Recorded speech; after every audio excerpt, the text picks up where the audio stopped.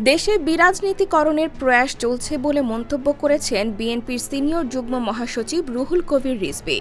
তিনি বলেন, সংস্কার নিয়ে রাজনীতিবিদদের উদ্দেশ্যে অন্তর্বর্তী সরকারের একজন উপদেষ্টা যে বক্তব্য দিয়েছেন তা বিরাজনীতিকরণের একটি প্রয়াস। শনিবার সকালে রাজধানীর মিরপুরে শহীদ বুদ্ধিজীবী দিবস উপলক্ষে জাতির শ্রেষ্ঠ সন্তানদের প্রতি শ্রদ্ধা নিবেদন শেষে তিনি সাংবাদিকদের এসব কথা বলেন। রিজভী বলেন, পৃথিবীতে যত সংস্কার হয়েছে তা রাজনীতিবিদরা করেছেন। এর আগে বিএনপি মহাসচিব মির্জা ফখরুল বলেন, উপদেষ্টা নাহিদের বক্তব্য রাজনীতি বিরোধী। প্রতিবাদ জানিয়ে দ্রুত তার বক্তব্য প্রত্যাহারের দাবি জানান।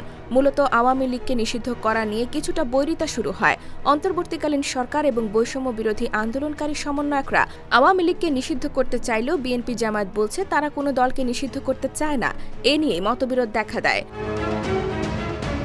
IBTV USA, new York.